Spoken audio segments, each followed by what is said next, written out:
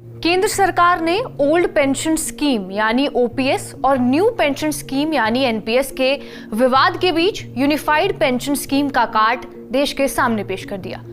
माना जा रहा है कि स्कीम के बाद पुराना विवाद खत्म हो जाएगा, लेकिन देश के कई कर्मचारी यूनियंस सरकार के नए यूपीएस सिस्टम का विरोध कर रहे हैं। इनके मुताबिक इस सिस्टम में कई लूप होल्स हैं। ऐसे में ये लोग ओपीएस को ही सही ठहरा रहे हैं। आइए जानते हैं आखिर इसका विरोध क्यों हो रहा है, इसकी जड़ क्या है और कैसे इसका समाधान किया जा सकता है। नमस्कार, मेरा नाम है रिया शर्मा और आप देख रहे हैं TV9 डिजिटल। देश के दिग्गज अर्थशास्त्रियों में शुमार अरुण कुमार ने TV9 हिंदी से बातचीत में ये कहा कि पेंशन सोशल सिक्योरिटी का मुद्दा है। न्यू पेंशन स्कीम में लोगों का पैसा सिक्योर नहीं है। लोगों का पैसा मार्केट और दूसरी जगह निवेश किया जाता है। इसलिए तमाम तरह के विरोध को खत्म करने के लिए सरकार अब नया सिस्टम लेकर आई है, लेकिन अब इसका भी विरोध होना शुरू हो गया है। एक्सपर्ट के मुताबिक देश में 60 करोड़ की लेबर फोर्स है, जिनमें से 1.8 करोड़ लोग ही सरकारी सेवाओं में हैं, जबकि दूसरे देशों में इसकी संख्या काफी ज्यादा है। वहीं सरकार का पेंशन बजट भी लगातार बढ़ रहा है। ऐसे में अगर सरकार को इससे निपटना है तो देश में रिटायरमेंट की उम्र को बढ़ा देना चाहिए। इसके साथ साथ देश में अभी तक 1930 वाला सिस्टम ही लागू है, जबकि 1930 के दौर में लोग जल्दी काम करना बंद कर देते थे। अब लोगों की उम्र बढ़ी है। माहौल बदलने के साथ साथ अब लोग 60 से 70 साल तक काम करते हैं, जबकि रिटायरमेंट की उम्र अभी भी 58 साल ही है। ऐसे में अगर सरकार इस एज को बढ़ाती है तो सरकार का पेंशन पर बजट भी कम हो जाएगा। वही पेंशन अभी सिर्फ और सिर्फ संगठित क्षेत्र है, इसे असंगठित क्षेत्र के लिए भी लागू करना चाहिए। अब ये भी जानते हैं कि नए सिस्टम में क्या लूप होल है जिसकी वजह से इसका विरोध हो रहा है। सबसे पहला लूप होल है न्यूनतम 25 साल की सर्विस। सरकार की इस नई स्कीम का लाभ लेने के लिए यूपीएस में आपको एश्योर्ड पेंशन के लिए कम से कम 25 साल की सर्विस पूरी करनी होगी।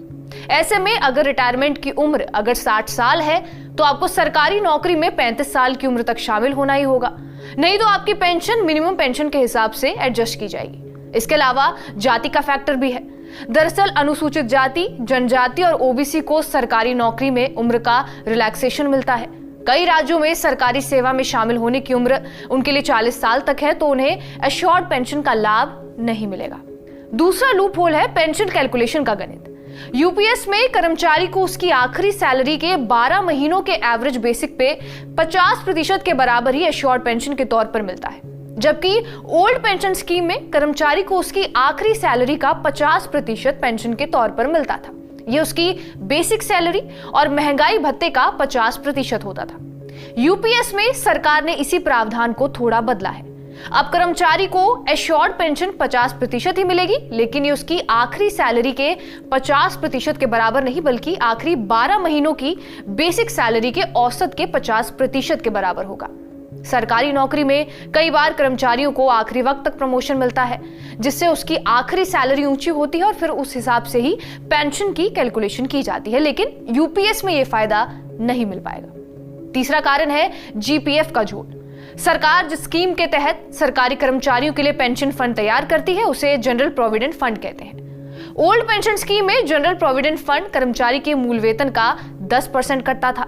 इस पर 8% से ज्यादा ब्याज मिलता था और सरकार रिटायरमेंट पर पूरा पैसा बिना टैक्स काटे वापस कर देती थी। पेंशन आखिरी के मूल वेतन का 50% पर डीए जोड़कर मिलती थी, यानी रिटायर होते समय अगर किसी का मूल वेतन 50,000 है तो पेंशन बनी 25,000 प्लस डीए मिलता था। अगला कारण है कि स्कीम से टैक्स का फायदा नहीं होगा। सरकार ने यूनिफाइड पेंशन स्कीम की घोषणा तो कर दी, लेकिन इसमें टैक्स बेनिफिट मिलेगा या नहीं इसको लेकर कोई बात नहीं की गई है, जबकि न्यू पेंशन स्कीम में टैक्स छूट का लाभ मिलता था। न्यू पेंशन स्कीम के तहत रिटायरमेंट के बाद जब कोई कर्मचारी पैसे निकालता है तो उसकी 60% की रकम टैक्स फ्री हुआ करती थी।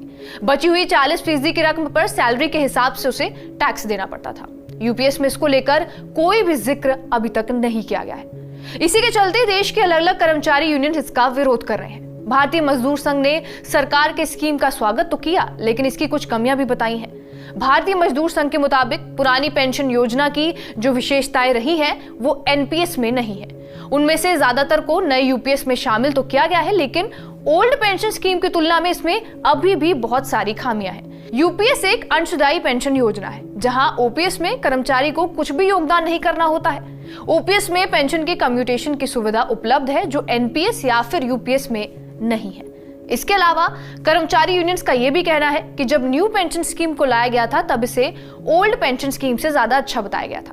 कर्मचारी यूनियनों के मुताबिक साल 2004 में जब एनपीएस लाया गया था तब के समय में भर्ती हुए लोगों को काफी कम पेंशन मिल रही थी।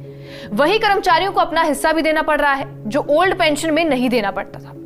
इसके अलावा जो सबसे बड़ी दिक्कत बताई जा रही है वो ये है कि अपना पैसा निकालने को लेकर इस पर कोई भी स्पष्ट जानकारी नहीं दी गई है। कुल मिलाकर देखा जाए तो मोदी सरकार ने यूनिफाइड पेंशन स्कीम यानी यूपीएस का ऐलान करके कर्मचारियों की नाराजगी दूर करने का बड़ा दांव खेला है। इसके जरिए सरकार ने 4 राज्यों के आगामी विधानसभा चुनावों से पहले विपक्ष से भी एक बड़ा मुद्दा छीन लिया है, लेकिन अब कर्मचारी यूनियन इसका विरोध कर रहे हैं। केंद्र सरकार ने पेंशन को लेकर एक बड़ा ऐलान किया है। केंद्र सरकार ने 24 अगस्त को न्यू पेंशन स्कीम की जगह यूनिफाइड पेंशन स्कीम यानी यूपीएस का ऐलान किया है। ये स्कीम 1 अप्रैल 2025 से लागू होगी।